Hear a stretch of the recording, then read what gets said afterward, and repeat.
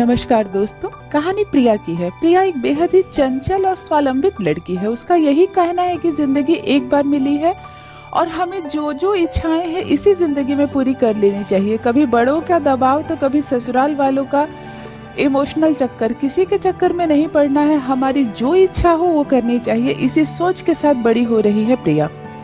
प्रिया जब अपने मायके में है, कुंवारी है, तब भी वो अपनी मनमर्जी के कपड़े पहनती है, अपनी मनमर्जी की चीजें खाती है, अपनी मर्जी के बैग खरीदती है, अपनी मर्जी के सैंडल खरीदती है। कभी भी किसी और की इच्छा को कोई वैल्यू नहीं देती है प्रिया।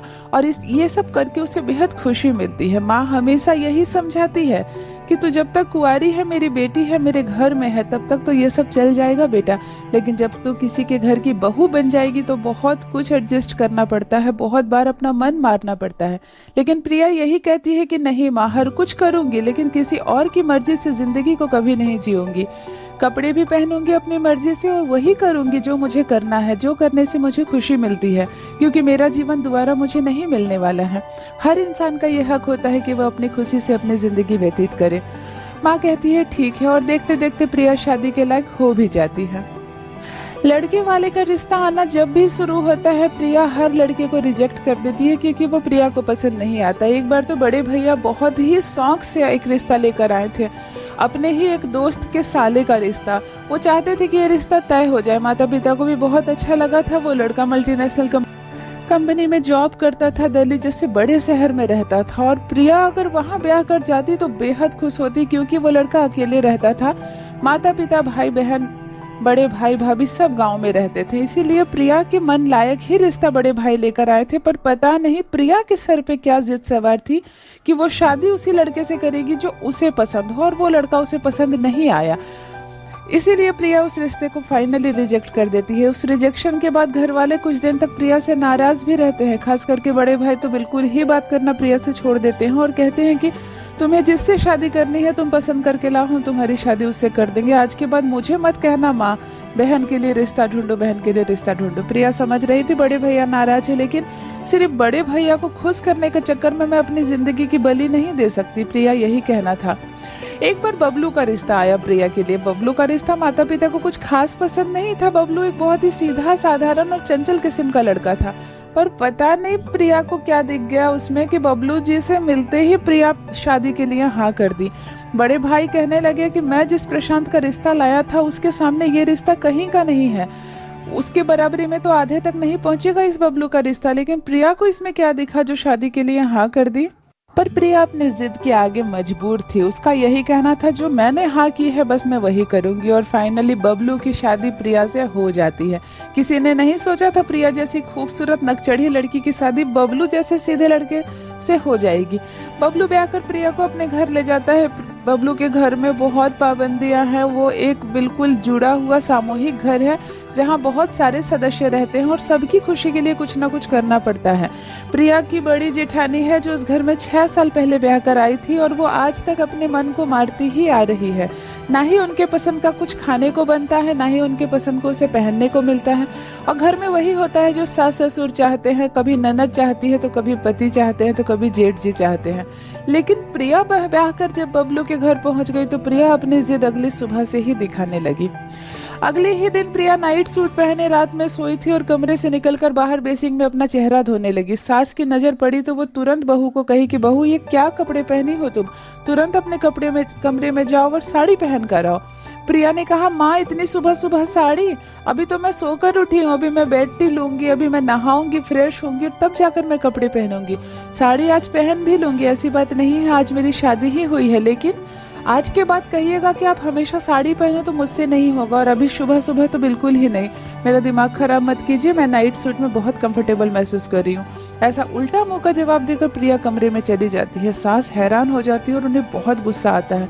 चुपचाप रह जाती है। प्रिया थोड़ी देर के बाद नहा धोआ कर किचन में जाती है साड़ी पहनकर। जेठानी जी कहती है प्रिया सर पे आंचल ढक लो, तुम्हारे जेठ जी सामने हैं और ससुर जी भी। प्रिया कहती है ओहो भाभी, अभी से दिमाग खराब करना शुरू कर दिया आप लोगों ने।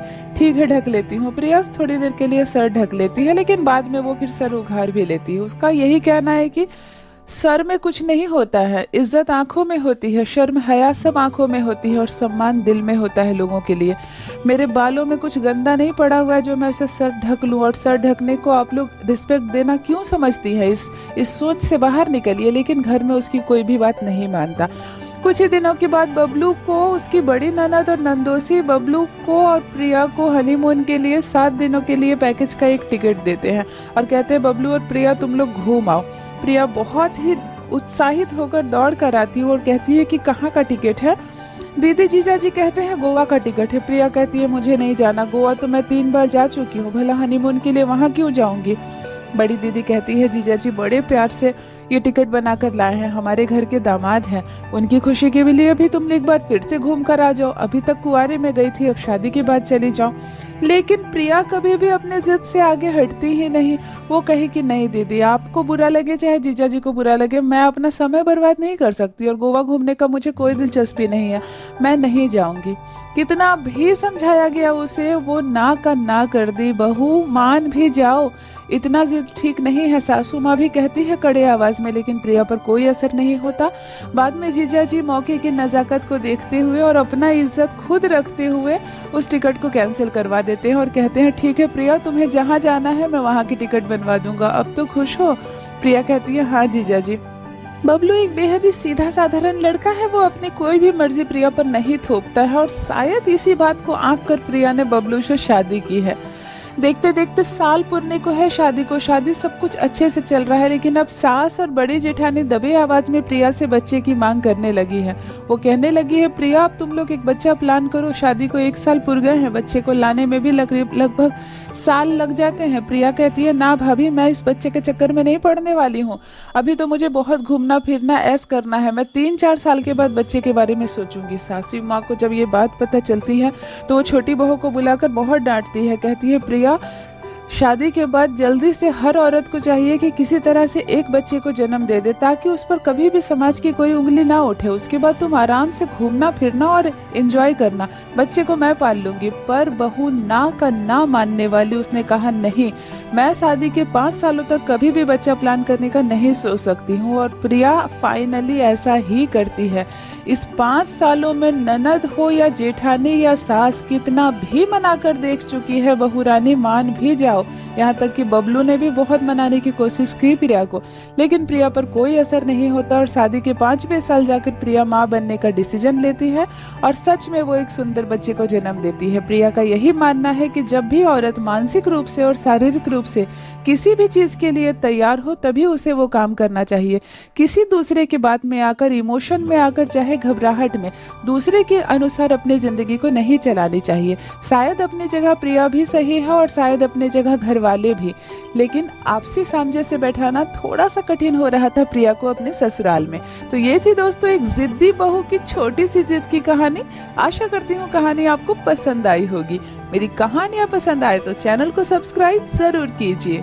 बने रहिए मेरे साथ। धन्यवाद।